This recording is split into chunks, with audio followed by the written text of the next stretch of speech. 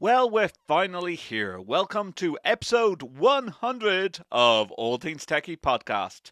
Here's the show that loves to talk about gadgets and gizmos, from A-Logic to Yamaha, cameras to control panels. You get what I mean. We love talking all things techie. In fact, that's the name of the show. And here is your host, Justin Dawson.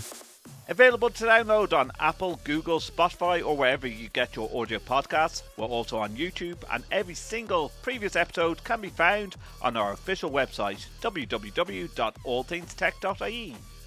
Wow, incredible that we're now at the 100th episode of All Things TechIE. What started off as a monthly podcast and a trial with myself and my brother from another mother, Simon Lang, who introduced me to the world of audiovisual while we went to university together, then ended up working together in PwC Ireland, then him becoming my best man and godfather to my daughter. In this centenary episode of All Things TechIE, I'm going to be looking back on the past 5 years of the programme, the great people I've met along this journey, and the trade shows and events I've attended. The equipment we have been given privilege to launch after signed non-disclosure agreements, and the awards, the losses, the long car ride journeys, and the lockdowns, and much, much more. There are so many people I want to thank for supporting this podcast, both through listening, viewing, and subscribing, sponsoring, and even being guests on the shows. I'm sure throughout the show I'll be naming as many people as I can. I'm sure I will forget people, but if you're tuned in either audio or video format, thank you for all your support. Now, I only have audio from episode 1 of the podcast from May 2018 with Simon Lang, but it was not until episode 3, July 2018, where the two of us decided to turn our camera on and do a video recordings of our simple studio setup. It is the All Things TechIE Podcast episode 3. We're up to 3. Ooh. Yeah, we thought we would give up on this, Simon, after episode 1. Now, since we got so popular in Australia, Yeah, that kept us going. we love you, Australia. Yeah. You're awesome. We're going to get into other charts as well, hopefully. No, it'd be nice to break America. Break America, actually, yeah. Since we're about Ireland, maybe break Ireland. Yeah, break Ireland. Yeah, well, we are following up on AV Magazine doing some articles on us, and AV Tech Europe doing some articles on us. Before we start and go in with the theme music, I want to thank people for nominating me once more into the AV Awards. I'm in the finals again. So back tie again. Black tie again. Red carpet. Red carpet. Maybe no Kieran this time, unfortunately. Wine and dined. But I better actually take Jen for one episode. Shall we hit into the program? Go for it. All Things TechIE Podcast, brought to you by two tech junkies, Justin Dawson and Simon Lang. For more, visit www.allthingstech.ie for All Things TechIE. We are also actually playing around with doing live streaming of our program and doing it as a video on YouTube as well. So where you can see our ugly mugs. That's not good. It's great fun. I think our rating's going to drop now.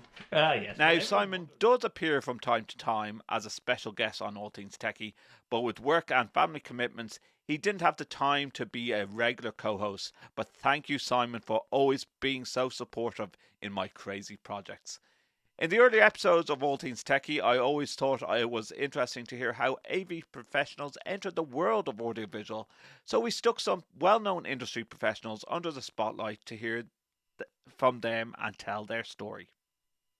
My husband, who was my boyfriend at the time, he was in AV and he knew of a position that was opening up at a company. So I went and applied, and I started working at an integrator in the inside sales department there. Actually, I came from the theatre background. Okay. So I all through the school, I was a sort of the theatre drama technician. I was going to school to become a veterinarian. Yes, that was my goal. I haven't always done this. Let's start with saying that. I've not really done AV for my entire working career. When I first started, I worked for British Steel. I was out in industry. So I drifted into audiovisual. So I finished college. I went travelling for a few months to figure out what I wanted to do. Came back, needed to earn some money. and got a job as a kind of conference assistant doing AV. The church that I had been around needed a tech director. So I went in one day and basically, had started dating a girl, got a fiance, and basically a job in the same day. So early 20s, I got pulled over into AV by a friend from IBM that I used to go running with, and that was really the tie-in. And in my interview, it was funny because they said, what are your weak points? And I said, I don't even know how to hook up a VCR. Like my stuff at home isn't. And in fact, after about my first week, 2 weeks in AV, after I started learning some stuff, my wife came home from work. She's like, what are you doing? Because I had the entertainment center upside down. And I'm like, none of this stuff is fixed up right at all. Went through the school, came out, went to my band, and I was playing guitar in the rock band. And in the Marine Corps, what they did with the audio engineer is they picked somebody who wasn't in the rock band. So they got like a clarinet player, a French horn player at the time, and they put him behind the console and said, run it. And that would be like taking anyone off the street, putting him behind the console and saying, go. I've had a little bit of training. Do you mind if I tune that up? And he said, please do. That was the beginning of me never playing again because they found out that I had knowledge of live sound, of electrical, of recording, stuff like that. That was very much needed.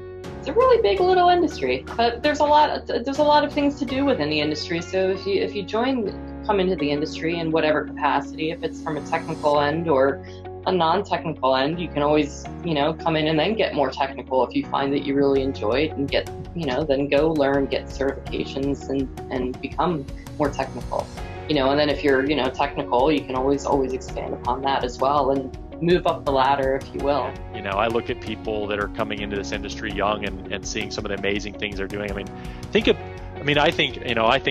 I used to be one of the young faces of AV. Now I'm one of the old faces of AV, right? I'm quickly becoming that old white-haired white guy that everybody complains about.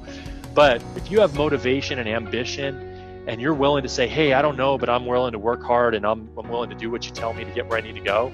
Oh my God, how many doors does that open for you? In AV, in anything, in life, give it your all. Do it to the best of your ability. If you're going to shovel poop in a horse stable, be the best poop shoveler there is. If you're going to clean toilets, be the best toilet cleaner. If you're going to build rocket ships, be the best rocket ship builder there is. Bricklayer, cement pourer, carpenter. Study and not just brag on the things you did.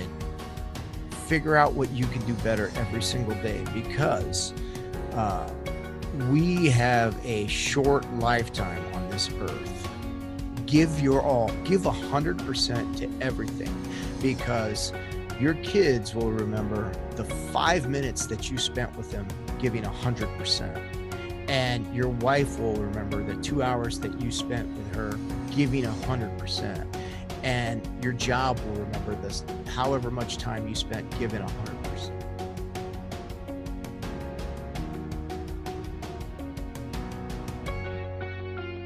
We had interesting shows from people who were telling us their journey into the world of AV. In episode number 13, on Looking for Some, Steve Ashby joined us from his home. It was also Steve's birthday. Steve's birthday today, listeners. Steve, are you going to tell us what age you are? I'm 37, so not too bad. You're only a year older than me then, right? So... There you go, exactly. You see, both still prime of our youth. Yeah. So how many? Like I love the pictures around your office with dads, teddies, birthday boy, even the kids. So how many kids have you got there in the? I've got two. I've got a 5-year-old and a 7-year-old going on 17.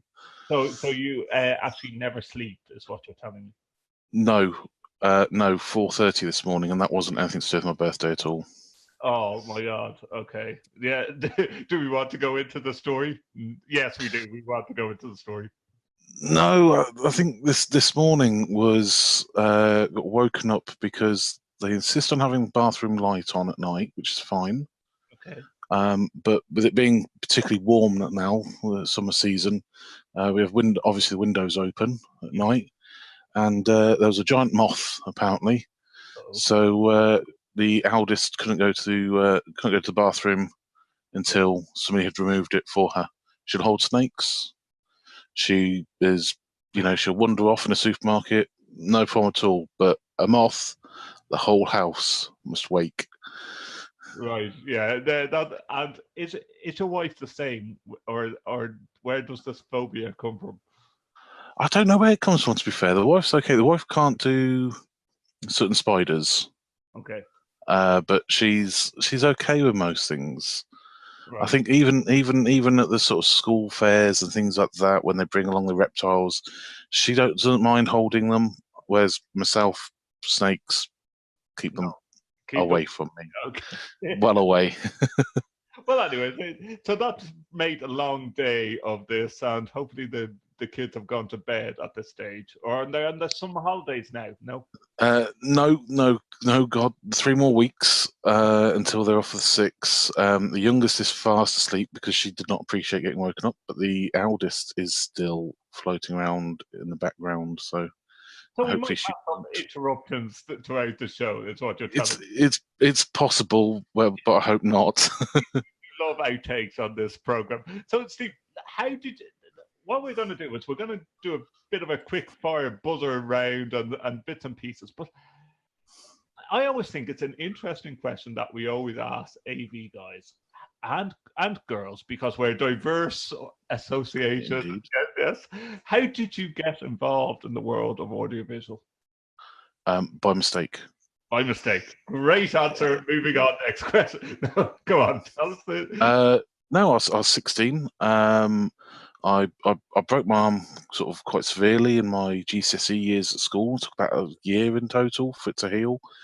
Several operations and whatnot. So all took me, my grades sort of slipped. I was a massive IT buff, and I wanted to go into IT. But of course I wanted to go on college. Didn't have the grades in the end to get on. The grades were okay, but they weren't the A's for the advanced course that I wanted. So subsequently, the course I went on, the next level was the first week was learning how to turn on and off a PC, and I was sort of like, can't be doing this. So I sort of slipped into a way of doing working at Woolworths back in the day. And I was sort of skipping college to go work at Woolworths until one day the college phoned up and said, look, maybe best, spoke to my mom, that's what they did in those days, and said maybe be best suited in a work-based training scheme. And my mum sort of went, yeah, okay, where? And I went, well, we've got 2 choices. There's an apprenticeship from which you'll receive about £100 a week, working for a car rental company doing IT, or there's Warwick University. All right. But it's £50 a week. And Mum turned around and went, you'll go to Warwick University. I was like, yeah, thanks for that. And I think at that age, 16, you're like, well, I want the extra 50 quid a week. Yeah. But no, it's one of the best things she's ever done for me. You know, one of the best things she ever did for me. And I went along thinking I was going to work for IT services, and it was audiovisual services. Mark Coxon, aka AV Phenom, has the best story of how he entered AV. Mark trained to be a vet, and you can find out the story if you listen back to episode 15 of the podcast. I've had this discussion back and forth before. As AV becomes more IT centric, I think that IT companies understand the network topology and the security better than we do. Absolutely. And they have a more trusted business relationship with the end user to be responsible for those 2 things. And if we as an industry never catch up to that, we're going to get crushed at some point. Because as audio systems self-configure themselves, as we're using beamforming mics and software-based DSP to tune rooms and do those things, yeah, people say, oh, auto-tuning sucks or this. Fine. People thought MP3 sucked. People thought cloud-based video conferencing sucked. Nobody will ever use MP3s. CDs sound way better. Nobody will ever do online streaming. Blu-rays look way better. Nobody's ever going to do Zoom because it's not, it doesn't look like it looks when you use a life-size codec and you have a dedicated network or whatever. Guess what? They were all wrong. So when we say they will never, they will never, they will never, they will. Yeah. They will. And at some point, if we don't take that seriously and say we need to understand the network, we need to understand the security concerns, which we saw with Zoom last week, right? Like the big thing on Zoom and the backdoor and the web. Like we have to know what our software is doing to people's computers if we're going to install it. We have to know about network security and creating QoS settings and knowing how their network works. I mean, I've met people who like did video sharing, right? So you take like and I'm not picking on anybody in particular, but you use a wireless sharing device that goes on the network. Mm-hmm. Well, in order for that to share to the screen, that goes through the Wi-Fi access point, goes through the network, comes back to there, and then plays on the screen, right? Right. Well, I've had people say, "Oh, those don't work for us," and it took them figuring out that the customer's network topology pushes all traffic through their server in Illinois first before it comes back to California. Okay. In episode 16, Ben Taylor explained how he came from a world of cinema and photography and how he fell in love with AV. This year is my 20th anniversary working in AV. Wow, congratulations. So that's literally half my life. You've seen it all then? I've seen a fair chunk. So when I was at school, I wasn't a daft laddie, but I wasn't perhaps as good at applying myself as I should have been.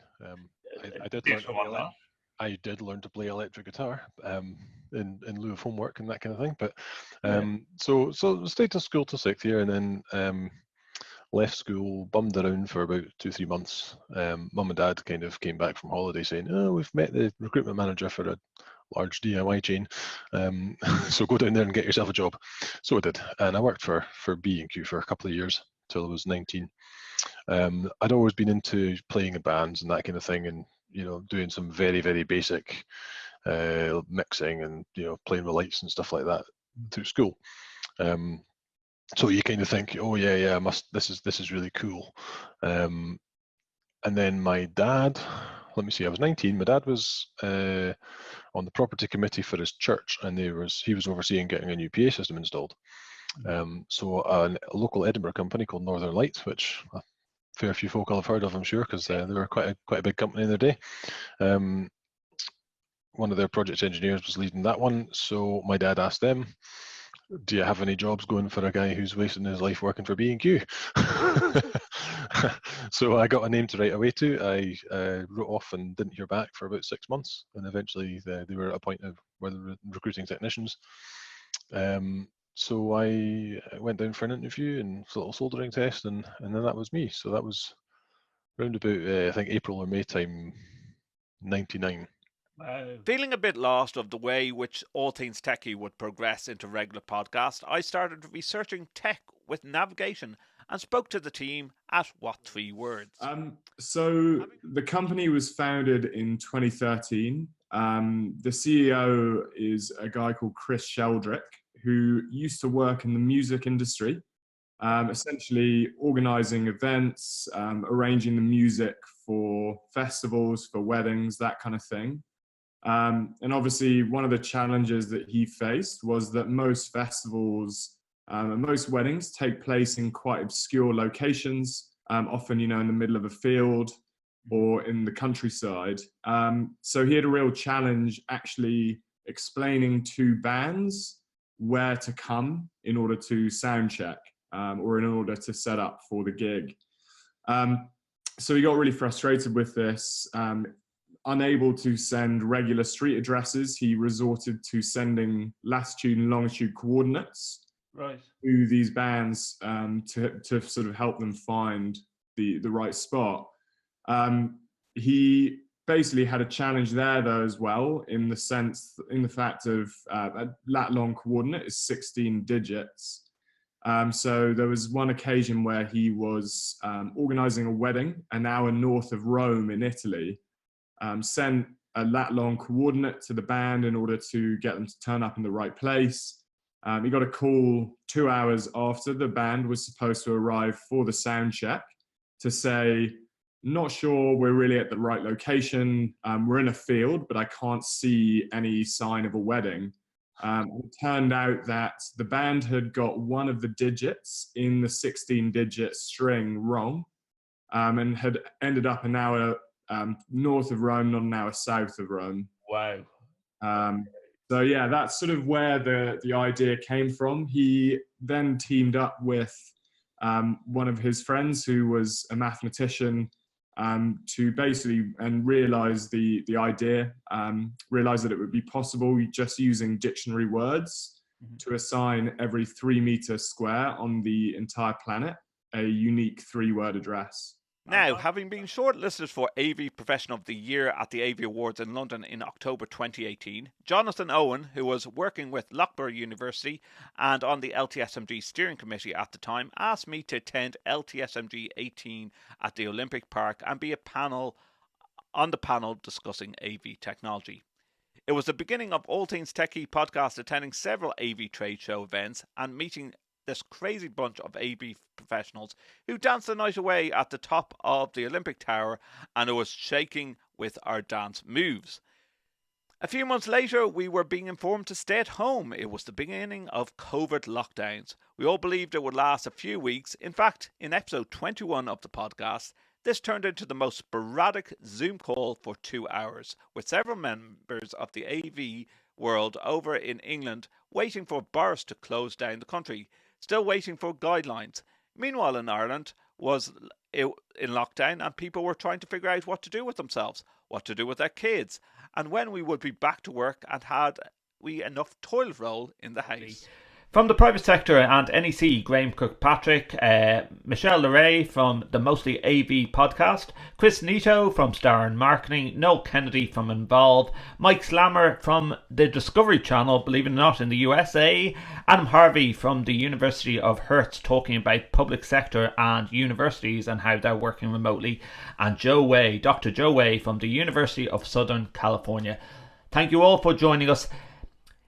Enjoy the programme, and remember, to those not even working in the technology sector, if you need help, reach out for those who are willing to give help. There are so many freelance audiovisual technologists and technologists that are willing to help you work remotely, and a lot of these freelance people, they are working on their own business. So if COVID-19 has put a halt to things and put a halt to installs and live events, they need to fund their family too. Reach out to them.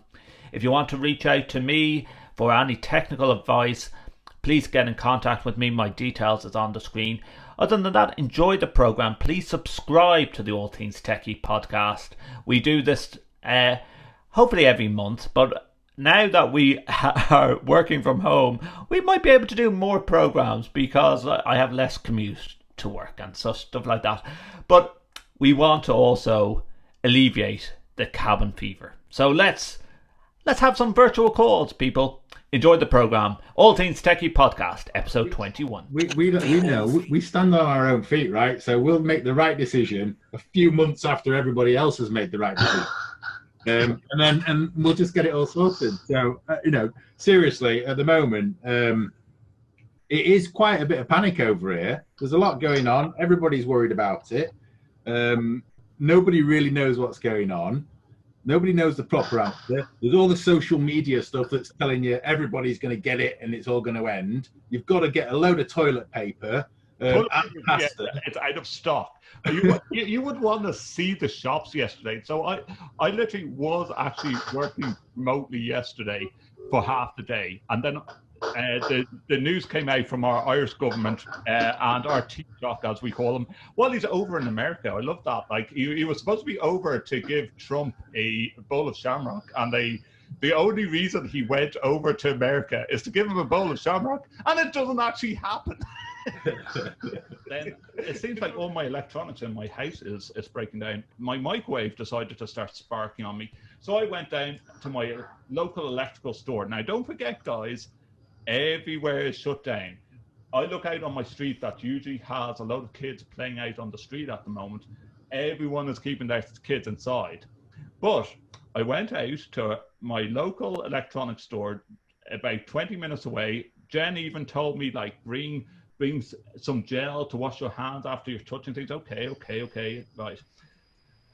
There was a toy store beside the electronics store, and you want to see all the parents bring their kids into the toy store just for an hour, just so they can tire themselves out. I was like, why aren't you guys in school? If you're going to bring them into a toy shop, why aren't you guys in school?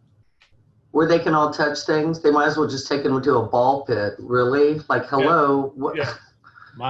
My son, when he was like 3. He was young. He was about 3 because my daughter had just been born. We made the mistake of letting him play at one of those. We were in a clothing store for kids, and they had like a Lego setup or whatever, and he played, and we did not pay attention to what he was doing. 2 days later, he's in the we basically had to take him to the hospital with the rotavirus. Oh my God. Rotavirus, but this was before the shot. He was still young. And of course, the next year they came with it. And rotavirus is pretty much, it's nothing is staying inside. Everything's coming out like liquid. At one point, and my wife thinks I'm nuts, I did not know what to do. I'm like, diapers can't hold this. I blue tarped like a painter's tarp, right? I rolled a plastic tarp out on the living room. I sat him down. I'm like, if there's a leak, we should be okay. Like, that's brilliant. I've been preparing for weird, lockdowns for a while.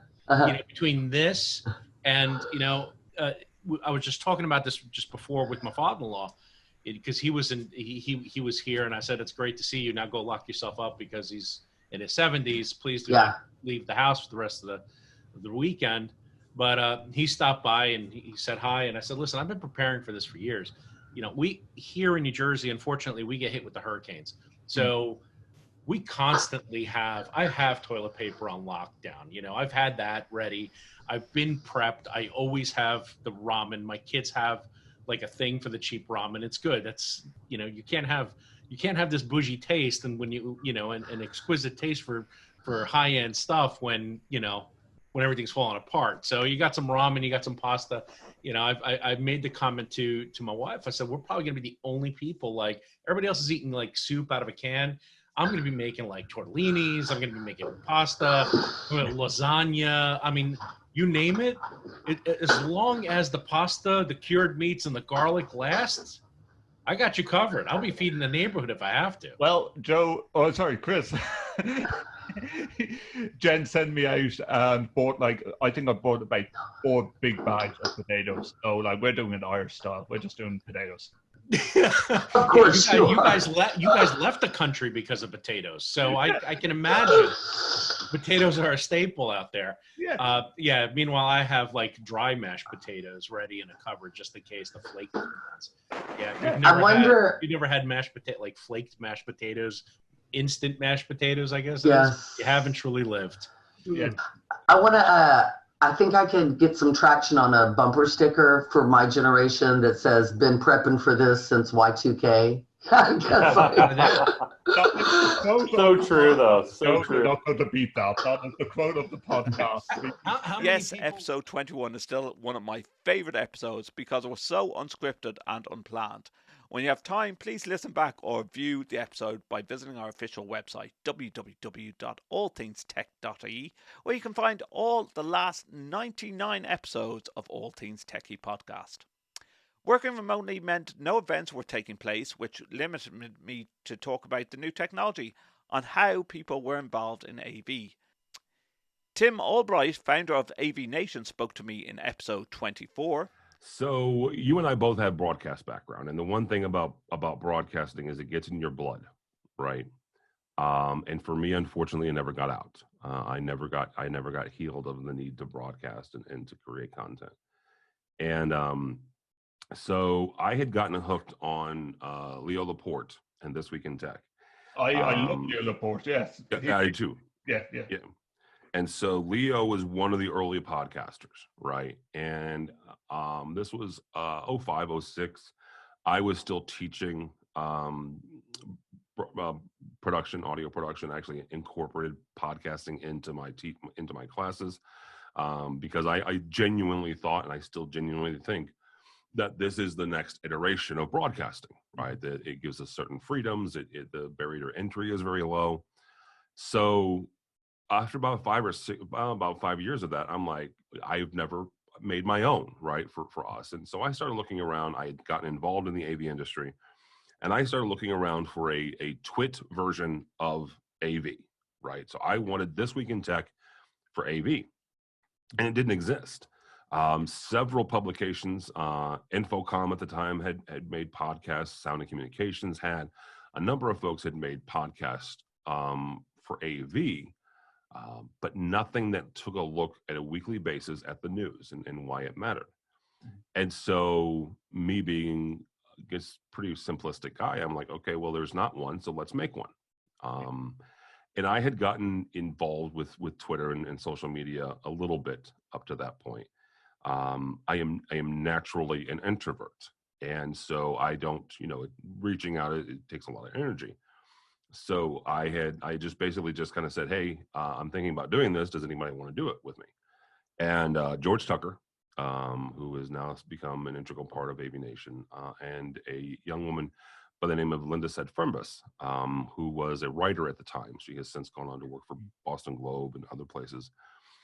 Both said that they would. And then I also, I kind of forced a buddy of mine here locally who worked for a local integrator to do it. And so we set up the equipment and press record, and that was the end of July in 2011, and we've produced AV Week every Friday since. Wow. So we're at 450 some odd episodes. And the other things that kind of came out of that, right? The other monthlies and the further down the trail. You mentioned Leo Laporte there. Big broadcaster, goes on cruise ships. He's on FM radio across America. Have you ever thought, is there room for this type of thing on FM radio across America? Certainly. Yeah. I've played with the idea of here locally, because I still have contacts locally in radio. I've thought about pitching a version of this to Sirius XM. It's a big lift. It really is. And we are actually in the process of moving offices, expanding, growing. And so once we get certain things in place, I think from a technical standpoint, we'll be in a better position than we would have been 6 months ago to do that. And so at that point, this is now considered your full-time role doing. Oh yeah. Yeah.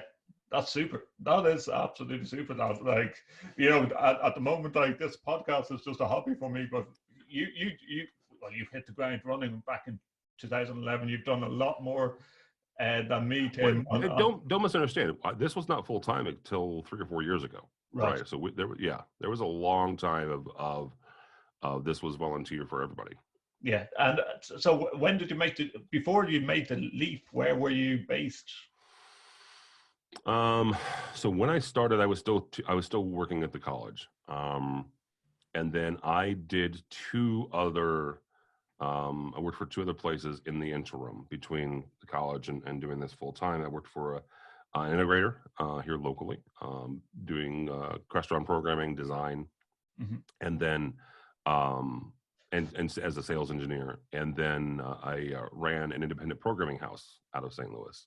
Right. And I did that for about 2 years, year and a half, 2 years. And we got bought by a local integrator.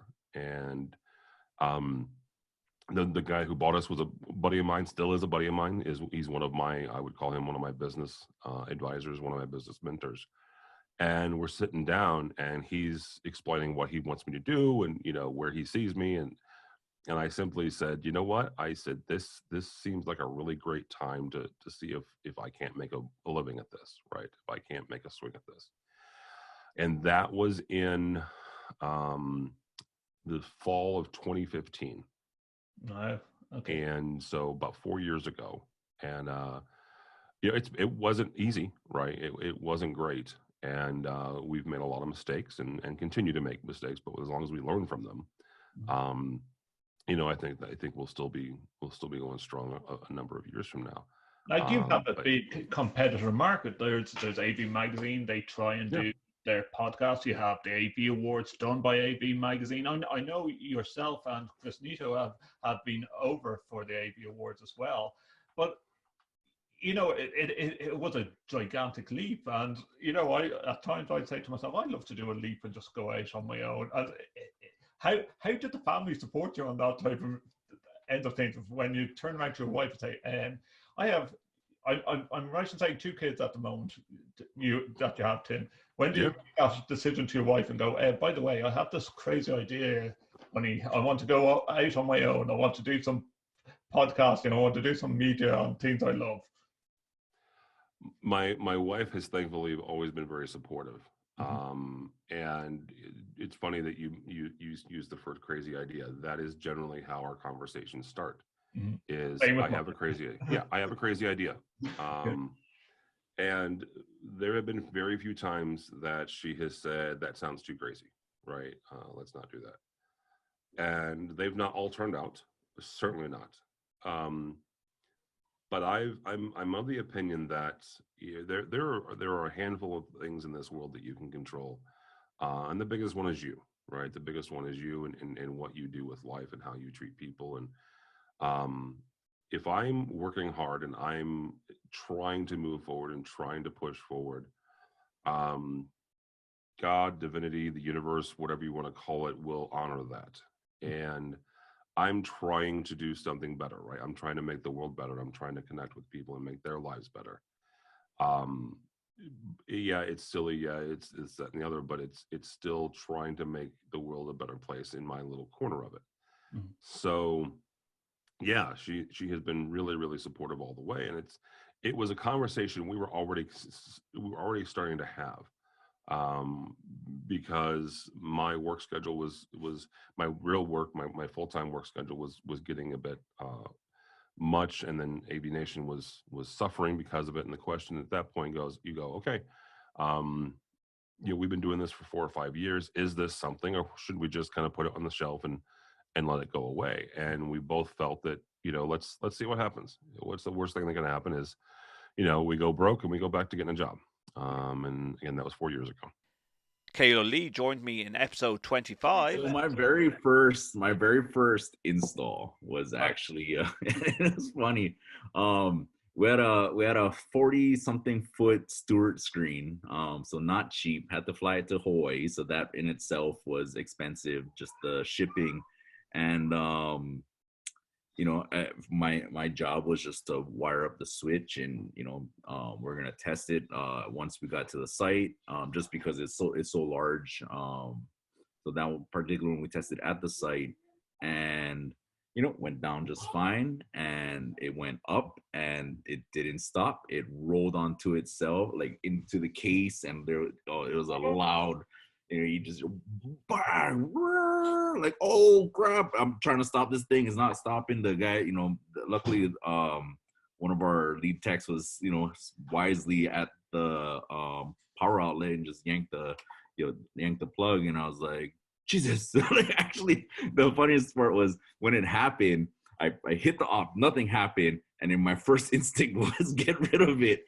And there was another installer standing next to me who was just as clueless as I was. And I just threw it at him. He was, what the? I don't know. I can't do anything. And then luckily, the Stewart guys were super cool. They flew down. They're like, yeah, it's the limiter probably came loose during transit. Hawaii has very terrible shipping. Everything gets damaged. That's just the way it is. I apologize for the crying kids in the background. I got no, that's allowed. We're allowed to do this during COVID-19. If you want to even bring your kids into the program, you can always do so, because like this is the jokey topic that I think we have to do on the next All Things Techie, is find out how much the innocence from the mouths of kids do they know what daddy and mommy do in audiovisual. Like if you ask your son or daughter, well, your 2 sons rather, if you ask your 2 sons, what does daddy do for work, what do you think they would turn around and say? I think he just thinks I'm on the computer all day. He knows I travel. Games. Yeah. He knows I travel, but I don't think that registers necessarily for him. I think I just go away and then he just kind of hangs out with mom for the rest of the time until I come back. So yeah, I think he just thinks I play on the computer all day. And an idea that happened in the last few years at Infocom was the charity 5K run or walk.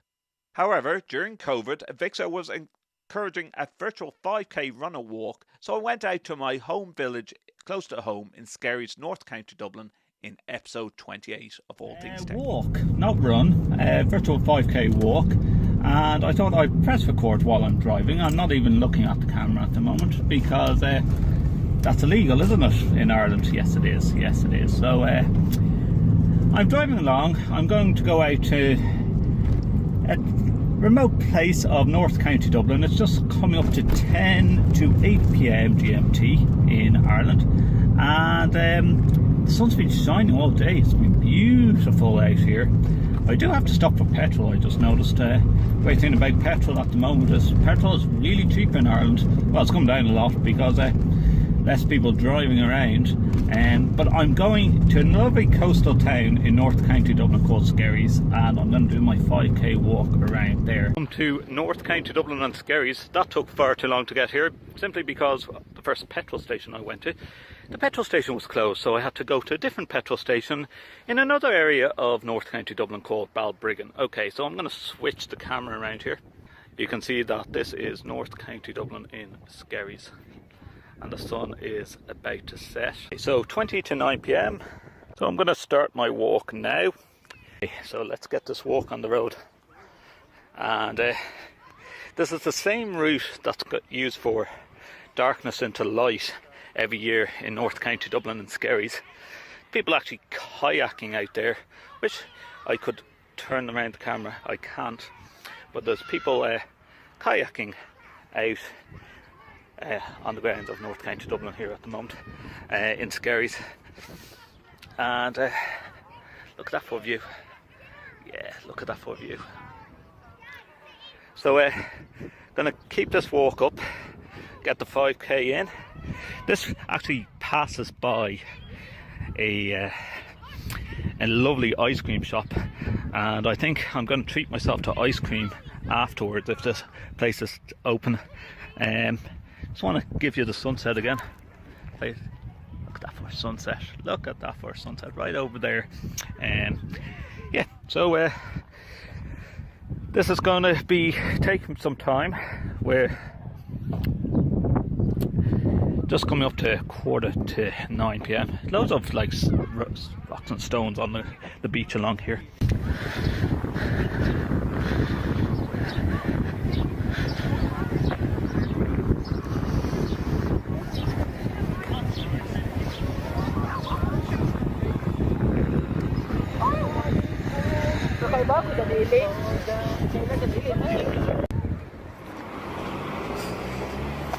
Still going downhill, which is great. I actually wouldn't like to do this the opposite way around because it's very tiring, but very tiring running. You know, so as you can see, I've just passed 3.2 kilometers, and eventually this is going to open up, and I'm going to show you what the amazing view of Skerries, North County Dublin is all about. There's the Skerries Mill again, just passing Home Patrick Church.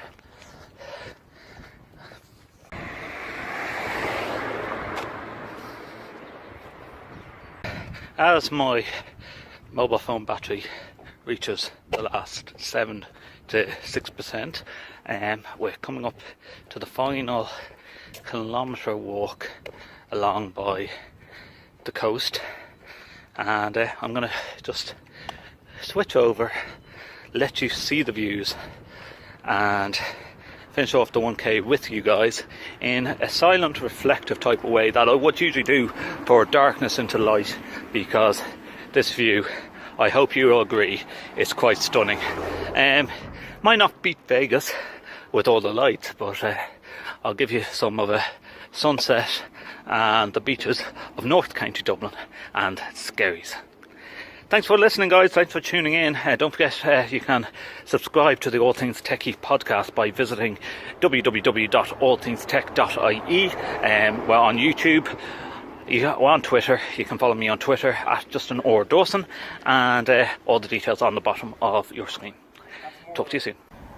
Well, COVID also brought some unpredictabilities in regards to trade shows, such as the first year of ISE in Barcelona.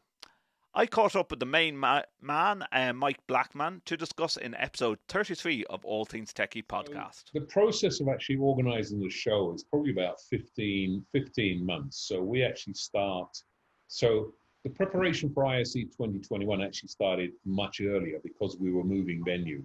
So we've actually been doing work for like 24 months in preparation.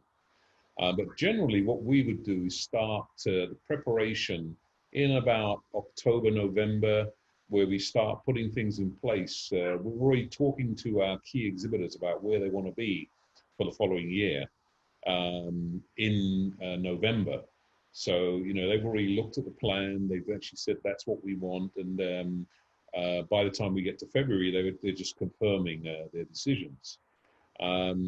So it's about a 15-month process. And, that's something where, I always envied what the Infocom show has as possibilities because, when you go to Florida, to, Orlando, the halls are in one long row. It's like one big hall that goes into each other. Okay, yeah. And that makes it very easy to actually do a layout. Even Las Vegas, not as much as Florida, but even Las Vegas had to some extent as well. So having fewer but larger halls made it easier to actually set up and structure how people navigate. Now we have that possibility. We were able to actually really shake up the show and restructure it. When we started ISE in Geneva in 2004, you could get around the show, the entire show, in half a day. We had 120 exhibitors, and you could get around. And we liked the idea of mixing everything up so that people were forced to see everything. Mm-hmm.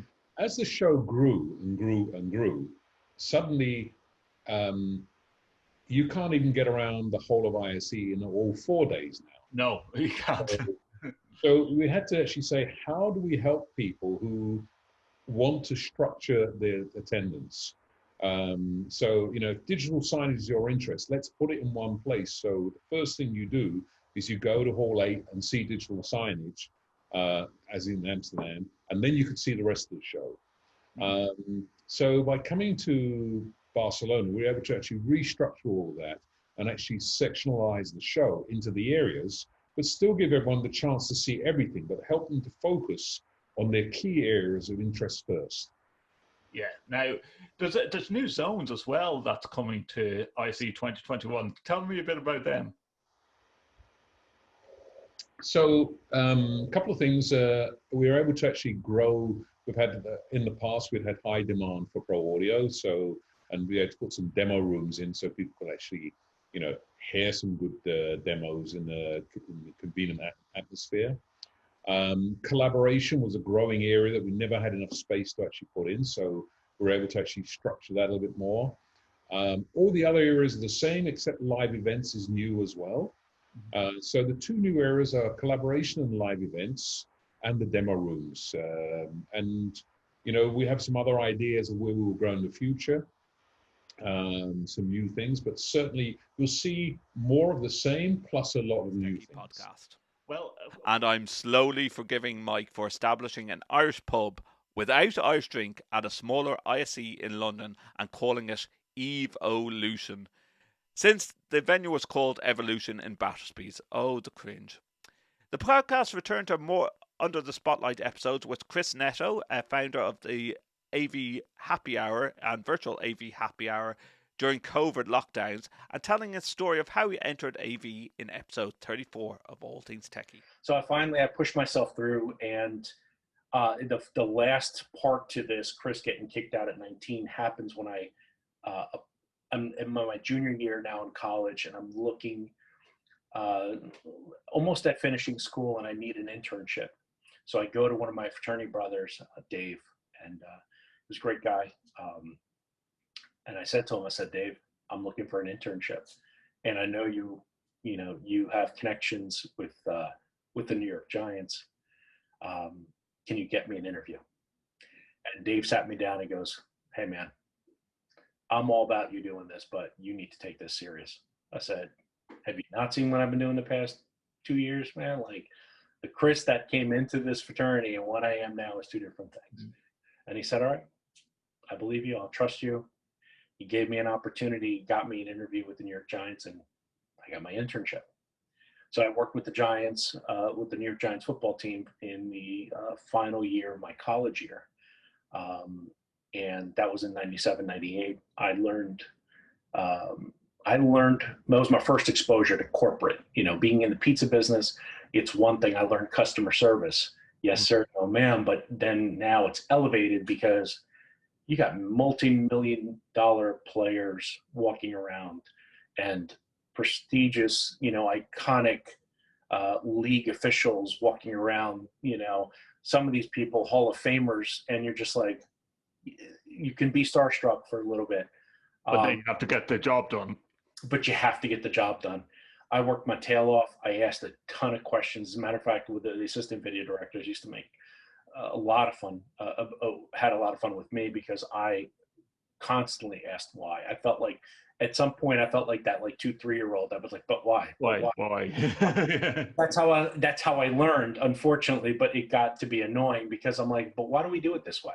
Why is it done like this? And why do we stack up the rig, you know, the flight cases like this? Why don't we put them on their side? Why don't we do something different? And whatever the case is, it was a great experience. It wasn't a internship that I'm, you know, just bringing coffee back and forth. I didn't get paid. It was an unpaid internship. I didn't expect to get paid. That was laid out very early, but the experience is what I was looking for. And obviously to put that on my resume, I did not know that at the time, but man, did I come across a lot of football fans in my job, in my career, where they're like, wait a minute, you were with the New York Giants? I'm like, yeah, I did my internship, and it was a great conversation starter. Did not know that me paying for classes, because that's essentially what I had to do, is pay for these credits, would eventually get me these opportunities. And, you know, maybe I can name at least one job where the guy completely forgot why I was there interviewing and just wanted to talk about the fact that he was a Giants season ticket holder and that I was with the Giants in 97 and 98.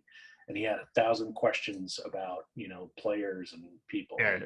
We've all had those interviews in our lives, Chris, where you come out and go, did they actually ask me any questions about the job, or did they just want to know about like why I had one example of that where I was in an interview and all they wanted to hear was how I jumped out of a plane and skydived 6 months beforehand. You know? Yeah, you gotta love those, man. I'm truly fortunate. That was the first time that I ever really experienced that kind of somebody went out of their way and gave me an opportunity. We spoke to the AVIXA training team in episode 35, starting with Tom Kerr. I spent 11 and a half years working for a place called Systems Wireless, and I was their procurement manager at the time. And one of the bigger vendors that we had as a company out in Rio Rancho, New Mexico, called Electrosonics. And they are high-end wireless for broadcast, production, theater, that kind of stuff. They also do some contracting stuff, install stuff as well. But I got to know them through their wireless microphones. And one of the guys that I knew out there, a gentleman named Gordon Moore, he's actually the president now. He would actually, because I was outside of, not too far from Fairfax, where Infocom is headquartered, he would come in and teach classes. He was one of their volunteer instructors. And he and I knew each other. He would come over to the house for dinner when he was in town, all the other kind of stuff. And just as a side thing, one night I mentioned to him, you know, one of the things I've really enjoyed doing was teaching audio. And he's like, you know, I have an opportunity for you. And at the time, Infocom used to do what they called their IPD, Institute for Professional Development. And that was separate from the show. So Gordon was doing a 3-day class all about audio or something like that at IPD. And that time it was in Memphis, Tennessee. So he had me come in to co-teach with him. We did the first 2 days, and then a gentleman by the name of Ray Rayburn came in and did day 3. Now, Ray Rayburn, he's been around forever. He's an AES fellow, one of those guys that knows more about everything audio. Well, I would, once you said AES there, Tom, you know, like AES had last year their conference in Dublin, and I went along and I did a couple of podcasts there, but it just blew my mind. Now, I thought I knew a bit about audio, I felt like the dumbest guy in the room when you walk into these and they're scientifically talking about audio, and yeah, it apps. And my co-host Simon did audio engineering in college, and he was coming out going, "Yeah, I know about 1% of what they were talking about in the room that day." You know, yeah, that's really scientifically, like, you talk about Infocom and then you talk about AES, and it's a speciality in just audio engineering in with AES. Yeah, so I'd say that experience with that guy to learn off him was something. Oh, Ray Rayburn, he's a wonderful gentleman. Yeah. And extremely knowledgeable. He actually revised John Ergel's microphone book. I mean, you can tell by my backdrop here, I'm a bit of a book hound. So this is actually my professional library behind me. So, one of the things that I like is, well, why do we do this? Well, I'm sure somebody has researched this and published it somewhere. So rather than we do this because so-and-so says so, where is this published and where is it referenced? How is this backed up? How has this been vetted? And in episode 36, Marcus Yarberg told me of his moments in his AV career, and some crazy moments it was. Well, there's a couple of those. I mean, I could talk about 9/11. I was actually on a project site in right in DC, and we had no clue what was going on. We're just working. All of a sudden, air raid sirens start going off, and we're just kind of like, what the heck? And a friend called me like, we're under attack. I'm like, what? And we leave, and our office like, yes, go home. There's been these planes attacks. I lived an hour away, and after driving for 4 hours, I was only halfway home. Wow. Just for my office to say, come back to the office. It's grand. Everything. Turned around and drove another 3 hours back to the office, and finally found out what happened.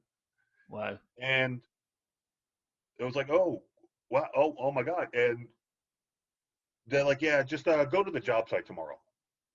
And my office was literally right next to the Pentagon. So that was a little bit of a weird day. Just saying. Yeah. I'm surprised anyone worked the next day in. Well, it was because we had a contract to get the job done, and we had 3 days to finish it. And it was, let's just knock it out. We only had a little bit left. So let's just knock it out so we can not have to think about it. We could focus on what's going on in the world. So Right. me and one other guy went there for like 10 minutes the next morning just to knock it out. Okay. Which we would have finished that day.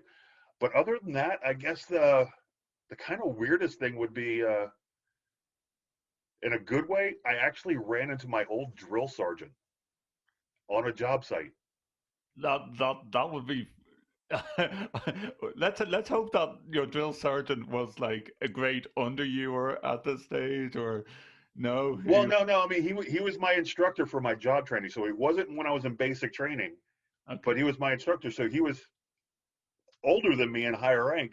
He was actually still in the military, and it had been, I think this was back in 2013. We ran into each other. So it was almost 20 years later, and he was still in the military. Okay. And it was like, dude, retire. It's like, just stop already. But no, I was doing a site survey at a military base, and he just happened to be there. And it was like, oh my God. But we were actually friends. We actually got along really good. Well, out of all the courses that you've done as a trainer with AVIXA, what's been your favorite? Like you mentioned off mic earlier, like it was like Tom was the audio guy. Well, sorry, Chuck was the audio guy. Tom was the engineer type of guy. You sort of fit into the realm of IT just because of your IT background. Yeah. So, were you given most of the IT courses, or did you enjoy doing all the IT end of things, or where did you fit in? Yes. To everything. Yeah, no, I did all of the networking courses, which there were only two, network technologies and networked AV systems, otherwise known as NAVs. So I did both of those courses over in Europe, throughout the U.S. and the U.S. shows, and I really enjoyed those. But every time, or the whole time I was there, I kept saying that I kind of felt like they were missing something, just a little bit, and it was we needed more hands-on, and we're kind of developing how we could get to that. Just when this whole COVID thing happened, we were actually in the middle of creating a whole new course that was going to be hands-on, actually teaching people how to configure the network, how to design it and develop it and integrate it. So I really love those courses, and yeah, no, I mean, but I really never had a bad course. I did pretty much every course that AVIXA had to offer in person, except other than Design 2 and Design 3, I've taught. Right. Okay. Design Prep, Install 1, Install 2, Install Prep, CTS, did them all. Enjoyed every last one of them, because no matter what the topic was, we always made the class fun to where people enjoyed it. We would joke around, we would learn something, and we would make activities to do to make sure everyone got it. So many of our guests on All Things TechIE Podcast have moved to bigger ventures, and we all wish them well.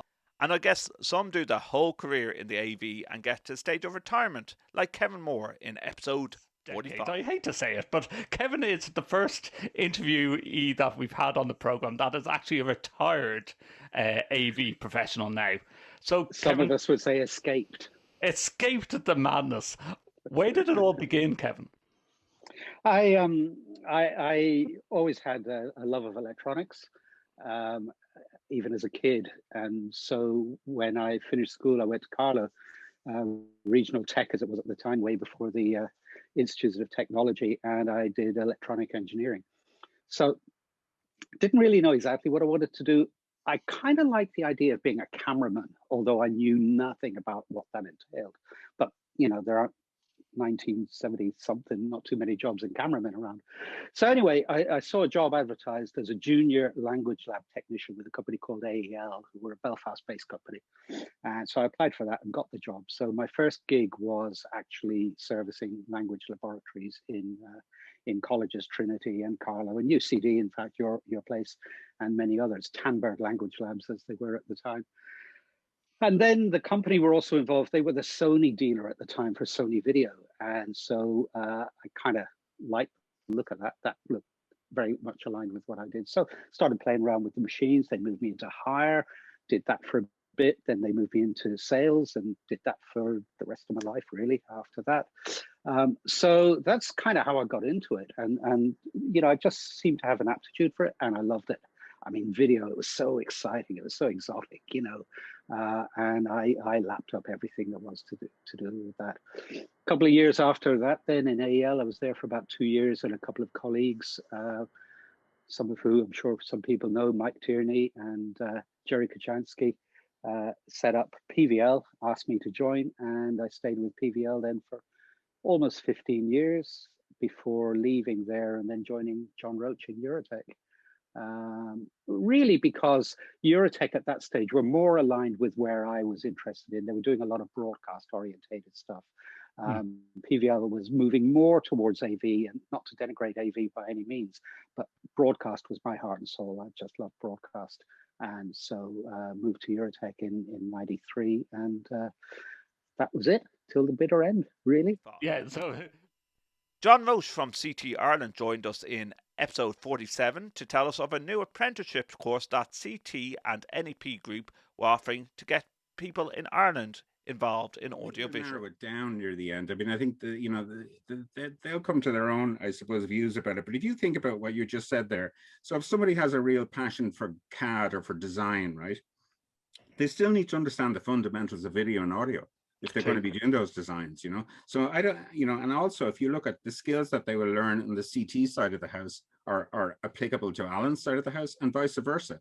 So if you look at our modules, video, audio, and networking, all those things, you know, when they leave us and move into NEP Ireland, you know, they'll have benefited from that. Obviously, they'll go to a different level in some of those areas. But I think none of those skills are going to be wasted. So if I want to become an audio engineer, I still need to understand video. I still need to understand a bit about networking. If I want to be a designer, a CAD person, I still need my fundamentals. So I think I've no doubt that during the course, and it's one of the reasons Alan was very adamant that we move them quarter by quarter, people will gravitate to certain areas, and it'll become obvious perhaps that they have a specific interest. But I think we'll encourage them, to see the thing through and to learn all the areas. And by moving them quarter by quarter, it's going to keep that thing, moving and flexible and interesting and agile. Now, I read the press release. The applications are now open. They are. We will put a link in the show notes. Do you expect that you're going to have a bombardment, especially in a COVID environment? Do you think you're going to have a bombardment of entries and applications, and how are you going to limit it down to 8 people? I would expect we're going to have. I would hope that we're going to have, a large number of applicants. Maybe in years 2 and 3, as this thing grows, that those numbers will grow. And we're going to basically treat it the same as we would treat any employment. I mean, we'll go through the CVs, we'll go through the application forms. A panel of people will sit down and go through them. And we'll pick the people that we think will benefit most from the training. And it's kind of no different to any regular employment situation. But I would hope we would get big interest in it, because if we get big interest in it, then we can talk about perhaps expanding it and growing it. I think as well, anyone who's applying, I think it's important that they don't just, that they demonstrate, if they were part of the theatrical society in college and did the lighting or the sound or the PA for a rock band that their mates ran, those are the type of things that will grab our attention into this industry, okay? Or a designer, or a CAD designer, as we talk about design. Or in my view, how I got into radio was say that I worked in pirate radio when I was a teenager. So things, those are the practical things. And then when we start to interview the people, we can talk, they're the things we're going to talk about, okay? And to see where their knowledge goes and how they approach those projects. And, what we do in broadcast and audiovisual, it's very visible to when you're a professional, whether you're a radio presenter or a sound engineer or a cameraman. If you don't focus that hurling ball correctly on an All-Ireland final, the public notice on their TVs. They've all got 64-inch TVs these days. With 4K and HD, they can see everything. So that type of pressure is very much in our industry, and we want to make sure that those people that we hire thrive to that pressure. Okay, and when you say about did I run the band at the school, college, I don't know, rag week or whatever, and they had to go and deliver that to an audience and make sure the sound right. They're the things that we really like to see, those type of skills and attention, and that they've done something like that. So please, anyone who is watching this, who's thinking of applying, should certainly put in the CV any of the practical life experiences they've had in audiovisual. So when I finally got David Labuscus, CEO of AVIXA, to join me on a podcast in episode 49 of All Things TechIE. It was explicitly not on the agenda. I think there's, if you sort of follow companies in general, right? There's this sort of cliche new CEO is going to come in and put his or her fingerprint on the organization. They're going to restructure it. They're going to reorganize. They're going to rebrand. They're going to fill in the blank. In AVIXA was not, or Infocom was not broken. I wasn't coming into an organization that needed a turnaround. I wasn't trying to do a rescue. I was taking over for a very strong, very competent leader, very different individual than I am. But it wasn't come in, the ship is sinking, let's restructure everything. It was come in, listen, and learn. I mean, we're an organization that represents a $250 billion global industry with very few things that are held in common around the world. And it's really complicated. I mean, we've got joint ventures that own shows in Europe and Asia. At the time, we had joint venture that owned and operated shows in Latin America. We had a software development subsidiary. We've got the overall membership, but even within the membership, you have manufacturers, you have exhibitors, you have integrators, distributors. I'm just not the type of person that has the hubris to come in and say, this all needs to be blown up and I have a perfect vision. I don't. What I am really, I think one of the things I think, so interview question number 73-A, what are your strengths? One of my strengths is listening and And it's a hearing. super strength to have, Yeah, well, and so that's what I did. I know that that's another cliche, right? We're going to do a listening tour for a year, but really, I mean, from the day that they announced that I was going to be the new CEO, true to AV, I was standing.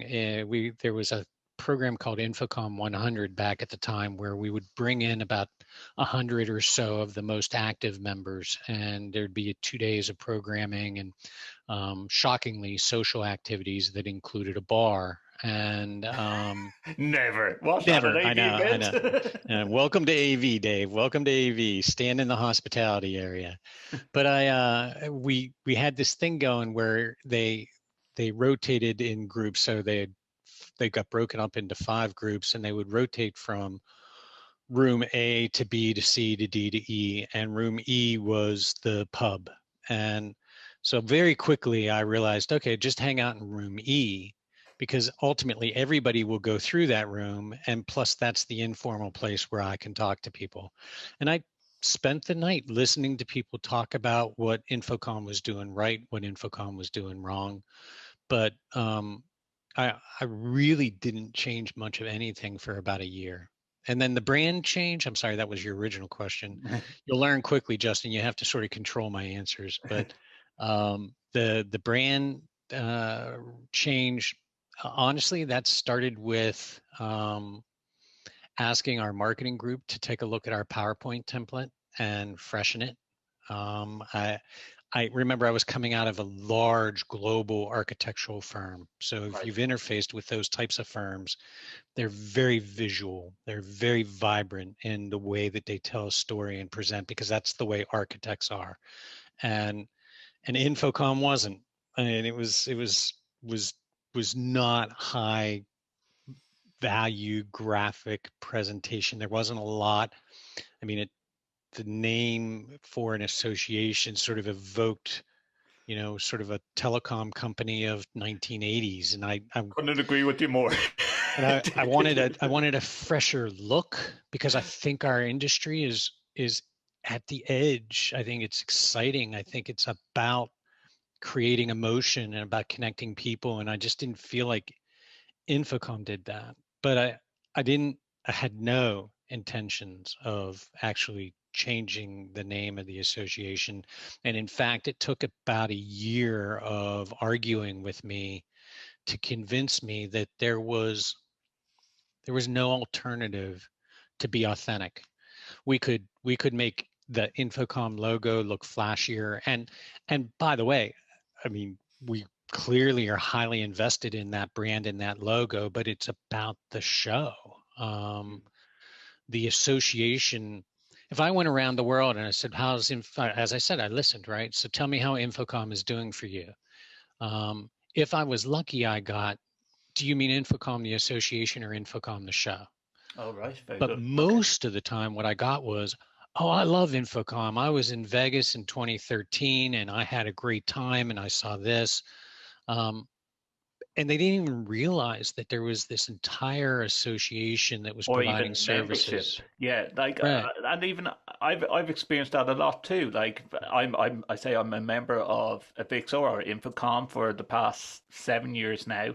But at the very beginning, it was that type of feeling of what's Infocom? Is this just an American slang of a word of a membership to technology? Like, it didn't really spell out AV the way the name AVIXA now does. Things really took off in February 2023 when I was sponsored out to Barcelona for ISE 2023. Yes, my appearance at AV trade shows with All Things TechIE Podcast really ignited the show, now with over 5,000 YouTube subscribers, a massive following on social media channels, and this crazy title bestowed on me as tech influencer. With my own tech as well. So on Instagram and on Twitter, YouTube, and also the video will be on the All Things TechIE Podcast afterwards. So what am I doing this morning? Well, it's Wednesday, so this is where things actually peak up. It's so cool being actually inside the FIRA before anyone actually arrives, because it gives me a good idea of where everything is, and what I can do before I get my bearings. Yeah, I'm still getting my bearings. This is a slightly different to the RAI in Amsterdam, but it is still massive. It is a couple of hangars, airport hangars going on here, but so much better. The booths are so much spread out, so loads of room for people to go and see things without falling over each other, which I found it was really busy the last time we were at the RAI. Good night last night. Arriving at, I had an early morning yesterday as well. 4:30 a.m. Dublin Airport into Barcelona, dropped off my bag, got into the FIRA at about 12 o'clock. And missed the opening ceremony with the King, which was fantastic. The King of Spain opened the whole ceremony for ISE 2023 with Mike Blackman. I did do a show with Chris Nito yesterday at the Avion Air booth, and then I had some technical problems with audio. So we will be doing that again. Don't worry about that. We will be doing that on the All Things TechIE Podcast again, and looking forward to doing that. Coming up, I'm going to be meeting with D10 in about half an hour, 45 minutes time to find out what the latest is with D10. We have interviews with Sony. We're going to meet with DU All at 10 to 10:30. You might have heard the pre-ISE podcast I did with DU All about a week ago now. Yes, it's actually this day last week I did that. Also going to be talking to Canon. I really want to stop by the Panasonic booth because they have a robotic broadcast camera, and that looks really, really cool to see. And Mike Blackman was doing an interview there last night. Want to do a big shout out to EpiFan, who brought me out for dinner last night. Guys, great company, great hospitality. Really loved the company, and the food was unbelievable. The best steak I've ever had in my life. So thank you for your hospitality. Really big shout out to EpiFan there. And Control Room Summit, that's coming up at 11 o'clock. I'm going to go to the conference and have a look at that as well. And then I have to meet QSIS for an interview. Biamp as well. We'll be doing some stuff over at Biamp. At 3 to 4 p.m. is the Ed Tech Summit, and I look forward to doing that. And the Skies interview, yes, at 4:30 p.m. today. 3D immersive studios. Really looking forward to that. Do tweet me at AVTechJunkies if there's anything you want me to cover, and I will do that, and hopefully do a lot of reports throughout the day. So do keep an eye on the All Things TechIE Podcast website, and also on Twitter and on our YouTube feed as well. There'll be live feeds throughout the day. How I do it is I have to come back and get internet connection at the influencer booth here. So that's why I'm sitting here and looking at two cameras, because this one is my own mobile phone and this one's my laptop. So looking forward to that. On St. Patrick's Day 2023, Rod Epstein from FFan joined me in episode 72 to discuss how he entered the world of AV. It depends what university you work in, that whether they want to have this technological approach, and then management changes, people change, and things go backwards again, you know? And listen, not for nothing, stuff, it costs money. You know, it costs time, money, and you know, and depending on where budgets are, or what technology you've been waiting for a while at this point, like it's it's rough. You guys, I think that you guys have it super rough because you had to keep the schools running during COVID. Mhm. You had to make sure that technology was in place. You had to move really quickly to do it. And so expectations have completely shifted. And, it's funny because the thing that I think about in terms of higher ed is there's that, the saying butts and seats. And I think that's what's needed is you need to create the draw for students to want to come to class. But the thing is, you also need to have the ability for students to be able to remotely learn because we're doing everything different. I assume you're at home right now doing this podcast. I'm at home doing this podcast. I think when I'm done with this podcast, I'm going to be working, and I'm working from home. And so I found a way to be productive without having to go into an office. And I think there's that aspect of students are able to learn without having to necessarily go into the classroom. But I would also say is there's definitely the element of, socialization and there's a different experience being in the classroom versus just strictly online learning. Oh, of course. But we can take it a step further, and I always bring it to the fact that it costs a lot of money to get a guest lecturer or guest professor. Yes. But let's take, for example, America over to Ireland. If you want to be a carbon neutral type of country or university that's not spending money and fuel and why, yes, it's nice to have the ability to travel. I'm involved in a lot of Erasmus Plus projects across Europe, and it's great. I get to see other countries, I get to see other universities and so forth through it. However, if you're talking about a lecturer that just needs to give maybe an hour a week lecture, this is why we need the type of hybrid classrooms to bring people into, and between that and the emergency situations of should COVID happen again, should there be another pandemic, or even last week, this is the crazy thing, and America, you can deal with it. You've had snow, and you just go, yeah, we continue. We get a couple of flakes of snow, and Ireland just comes to a standstill. It's like, oh my God, shall we close the schools? Status yellow warnings. Yeah. I wouldn't just say that's America. That's certain. I live in New Jersey. We deal with snow all the time. There's states. Listen, it rains in California sometimes, and it's a state of emergency. It's funny seeing.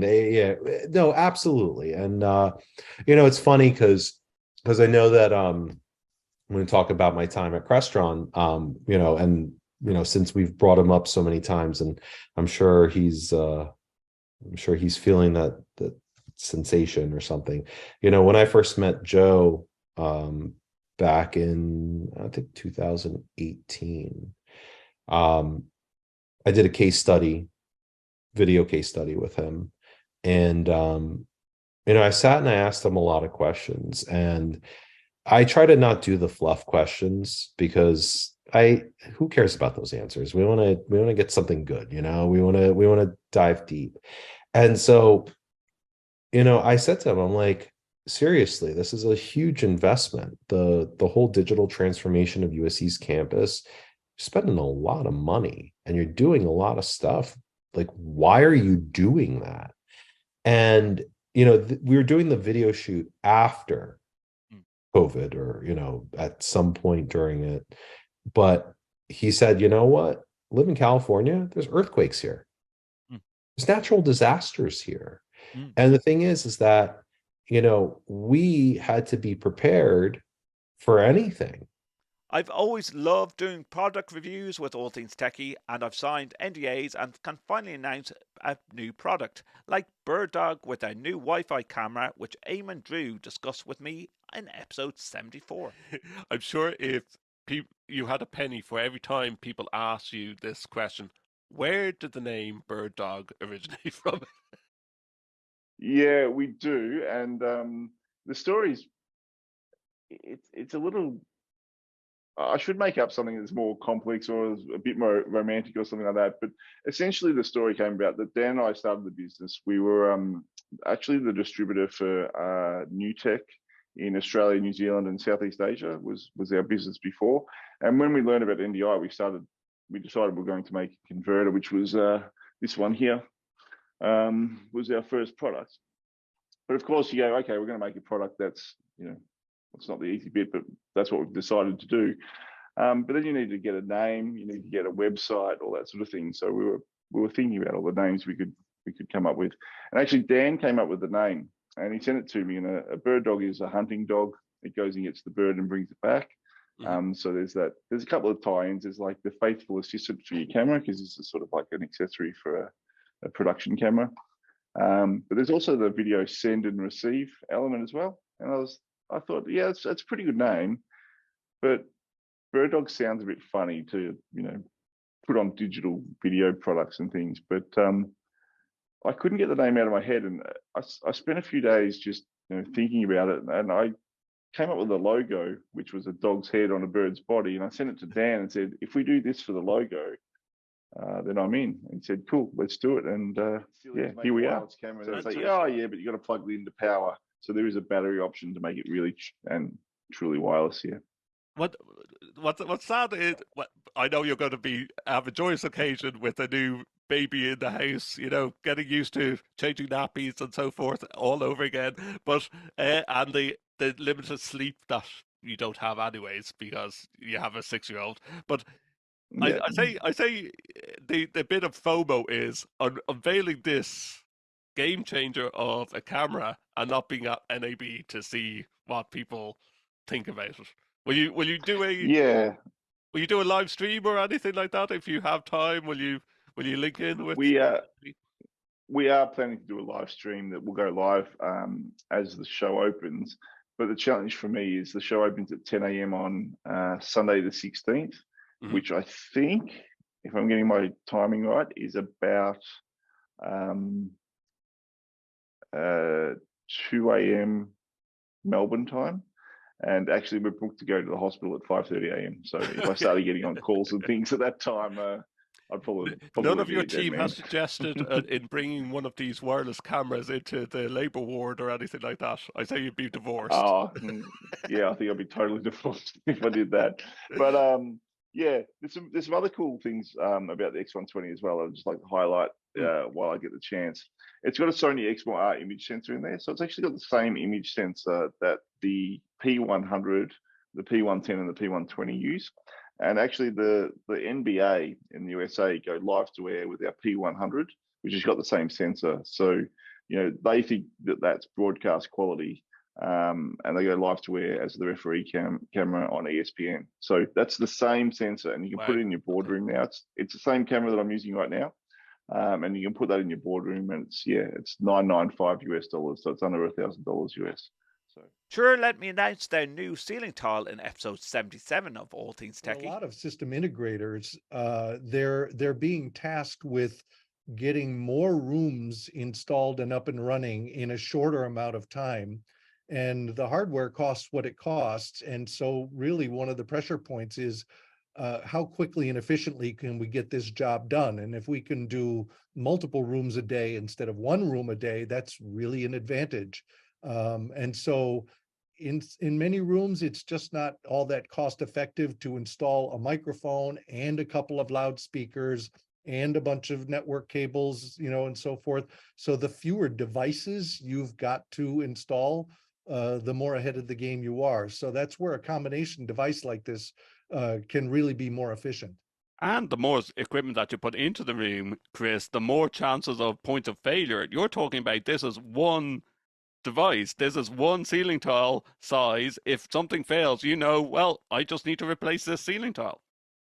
Exactly. There's only going to be a couple of components in the room, so it's greatly simplified, and you still configure it with our Shear Designer software. Look, it's probably like there's boardroom meetings, and let's put a speaker and a microphone together in a ceiling tile, and I say for years and years ago, yeah, that's not going to happen, or that's not possible. How long has this been a design idea that's come into fruition?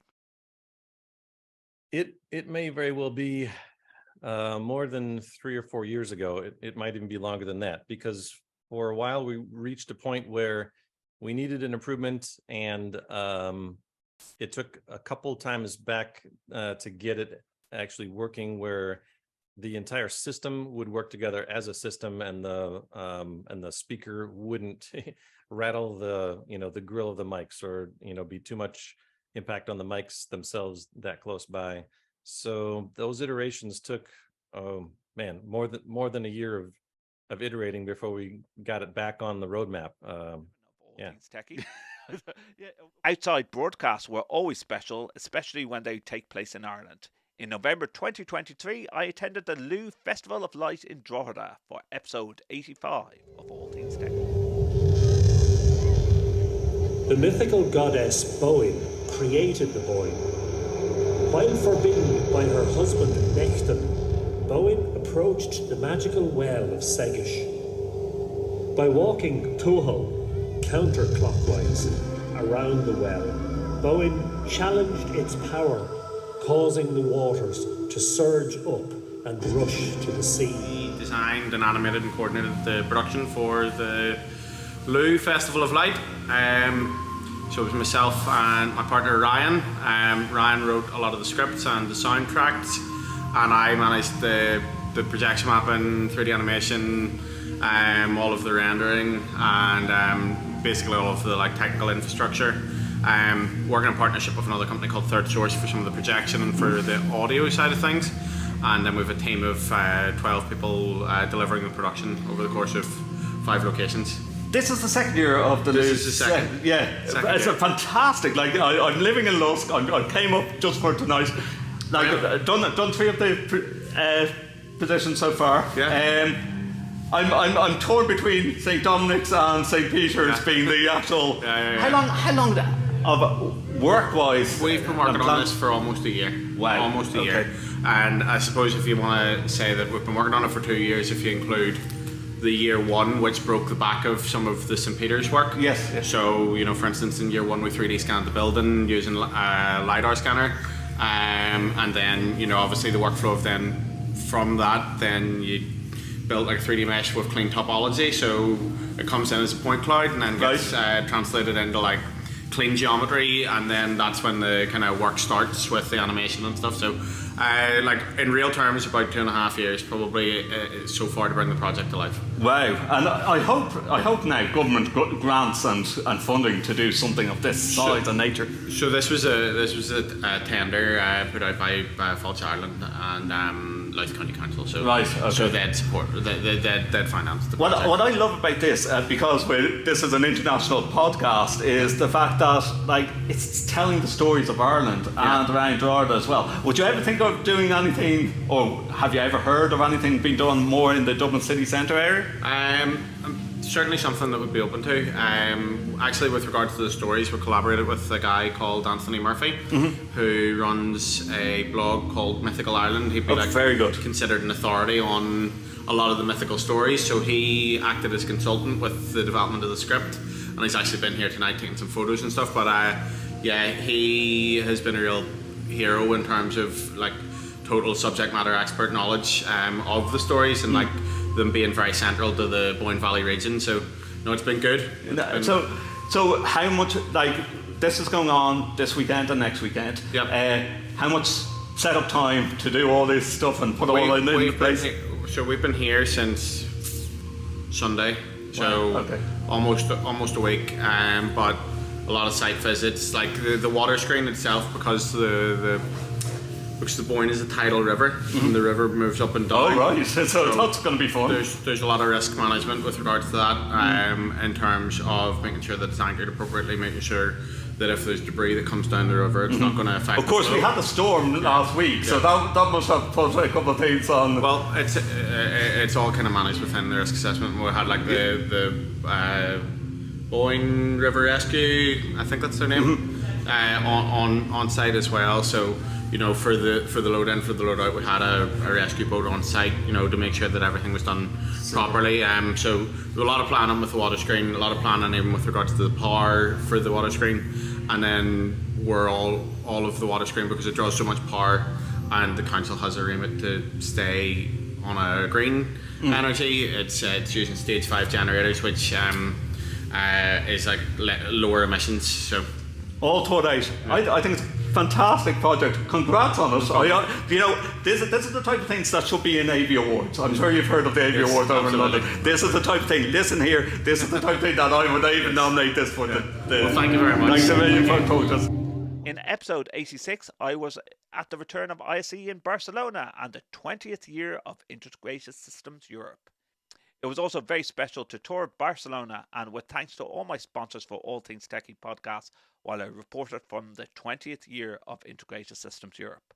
I also interviewed Aoife Chandri on her thoughts of ISE 24 in episode 88. A lot of time this morning in Hall 3 where you just went, Epson, wow, there's the umbrella, LED umbrella, and then you go turn your shoulder over, and there's Panasonic, and it's the Panasonic wall that's like movable blocks, like Tetris. I am probably in a lot of people's videos because I had to get from one place to another.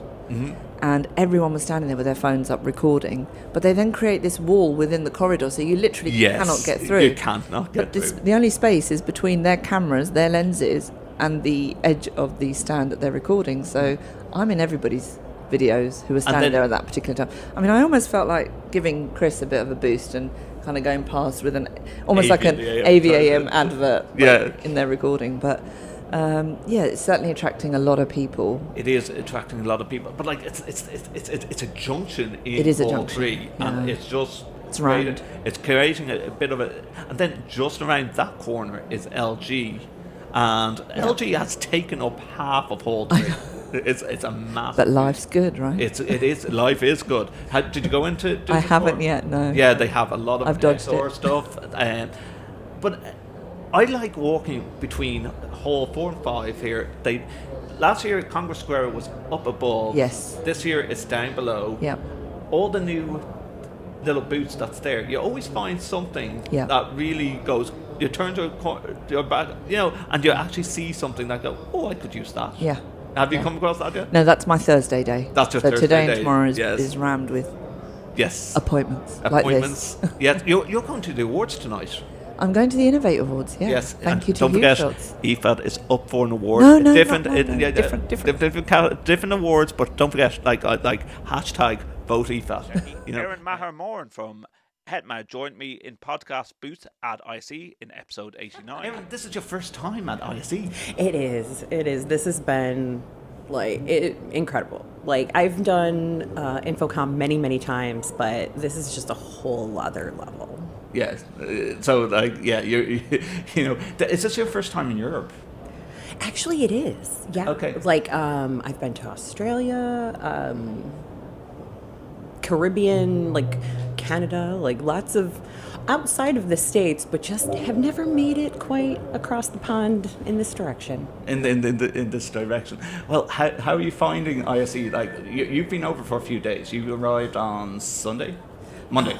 Yeah, Monday morning. So it's been excellent. I definitely look forward to when the show is officially closed, because then I can actually kind of explore more on my own. Exactly. It's so important. Like, I usually come over, and even the times I've done ISE in Amsterdam, I've never experienced Amsterdam properly.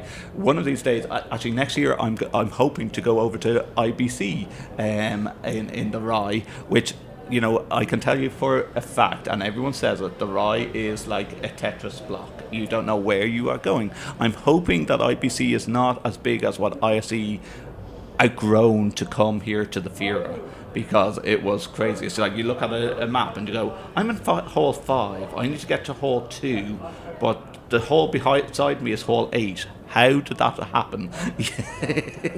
That's a bit much. Yeah, but as we were saying, X2O Media Party last night. Did you enjoy yourselves?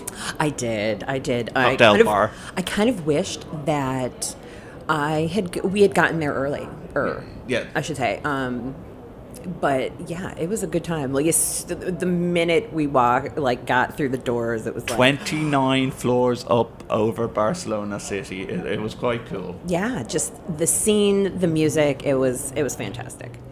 So in a cold, sporadic snowstorm, I attended the Drone Summit in the RDS Dublin for episode 91 of All Things TechIE. Good morning, everyone. Justin Dawson, All Things TechIE Podcast. 1st of March, and I left at Lusk, North County Dublin, where it was raining, and now it is proper snowing here in the south side of Dublin for the Drone Expo, or the Drone Summit in the RDS, for the next 2 days. I don't think we're going to be flying any outdoor drones today, but this weather is crazy. Status yellow, snow, obviously warning. I thought it was only a rain warning, but snow warning for the next 24 hours. So, yeah. This is Dennis. Tell us a bit about yourself, Dennis, and how you got involved in this.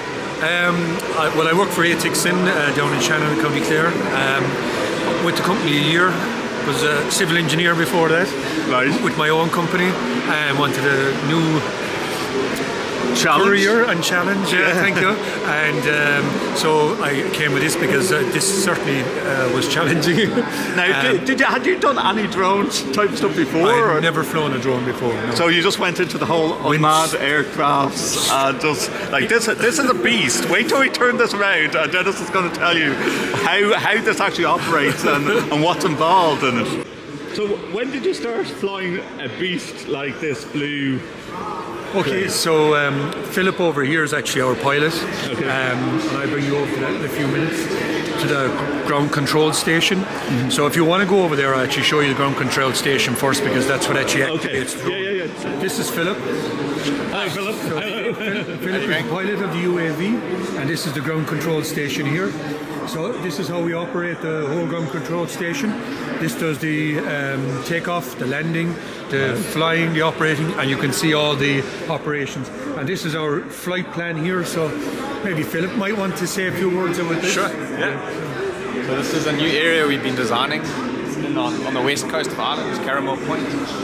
And this is a very simple mission. It takes off at the point and then climbs up 1, 2, and 3 and enters a little loiter there at 100 meters, and then enters another one at 100 meters, and then it comes back down, does its approach, and then lands again at the point. If I zoom in again, you can actually see the takeoff and landing point. So there we go. That's the little field that we'd be using on that spot. What's quite interesting is that we've used Google Earth Maps just for the basic planning, but then we've added a layer so it shows us our flight geometry. The authorization allows us where to fly and where not to fly. And you can see that the geofence has actually been placed along the boundary. So the geofence is added as per mission. If we wanted to go into this second sector, which is marked by the green, all I'd do is I'd pull the geofence out to this line, and then I'd upload again, and then we'll be able to fly a different mission. So I just changed the mission. The return of LTSMG in London in Olympic Park seemed like deja vu for me in episode 93 of All Things TechIE Podcast. It's Justin Dawson, it's the All Things TechIE Podcast. Look where we are for LTSMG 2024.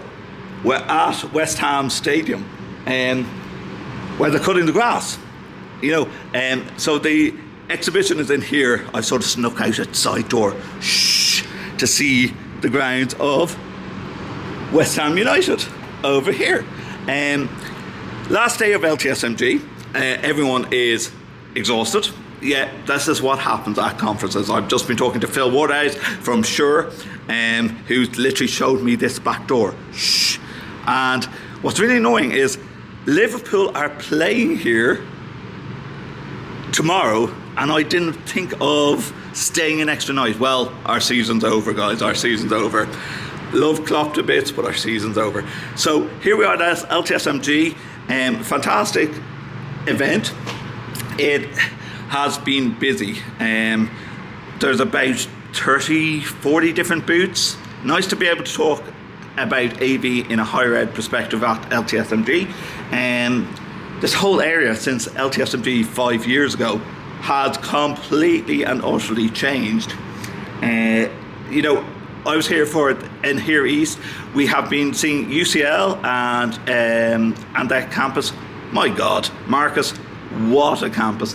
The guys at LTSMG, the steering committee, have pulled off once again an amazing LTSMG. Last night, Turkish dinner and a few beers. I got a hat. You'll see it in the photo. I'm going to overlay that.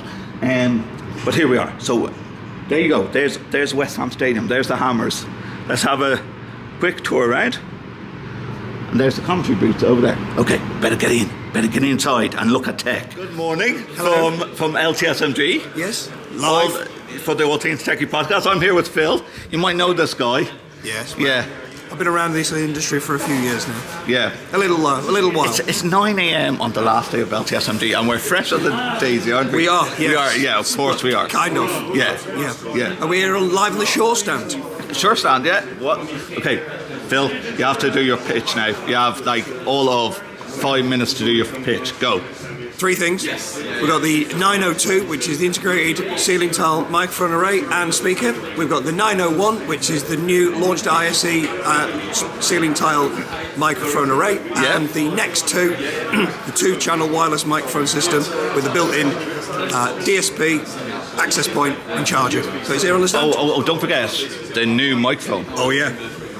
This right here is the new MX. Nope, the new MV7 Plus. MV7 Plus.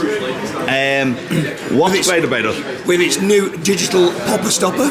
Popper stopper? It's got a little bit of built. Is that what they call it? The popper stopper.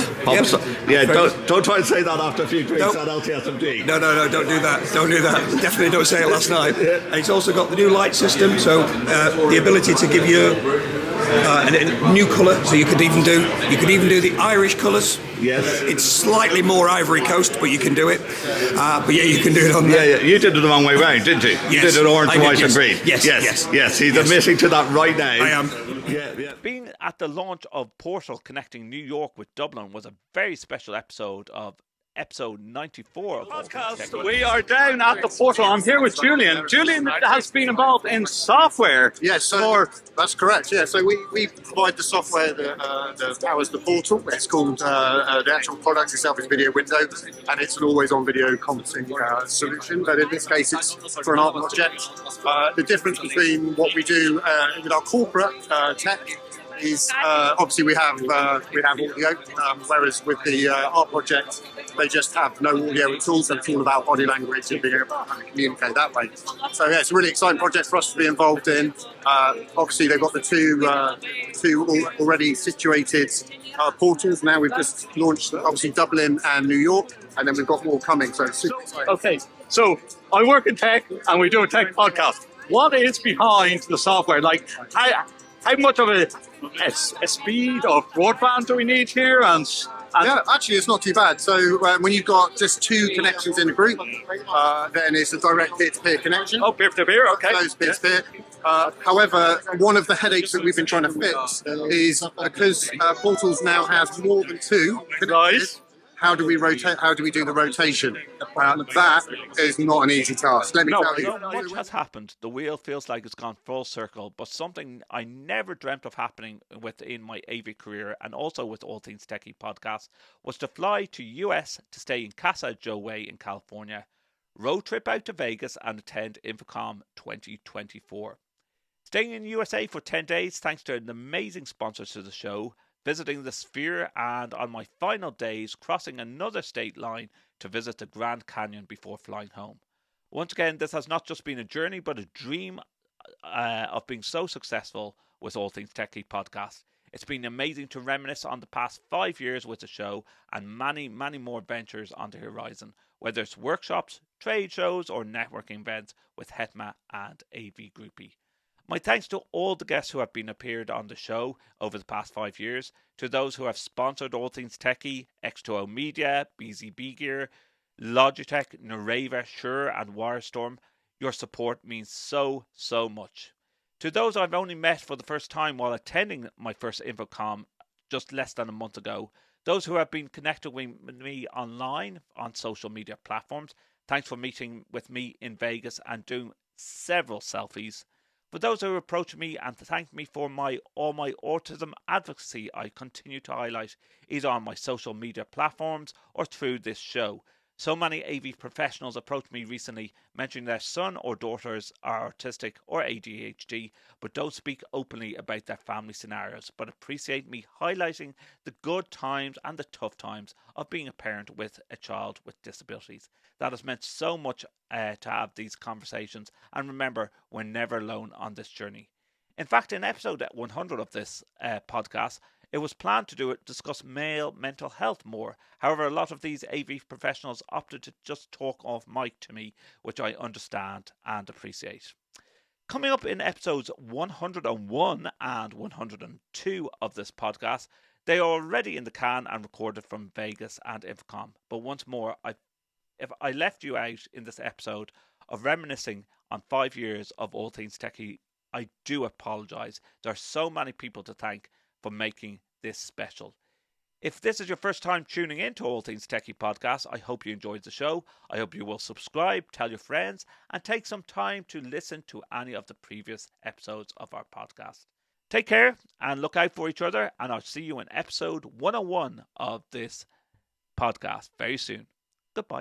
Thank you for tuning in to All Things TechIE Podcast, part of the Extreme Media Network. Follow us on Twitter at AVTechJunkies. Subscribe to us wherever you get your podcasts. You can also watch our show on YouTube by visiting youtube.com/@Justin_or_Dawson. Previous episodes of our show can be found on our official site, www.allthingstech.ie. For advertising and sponsorship opportunities, please visit www.extrememedia.ie.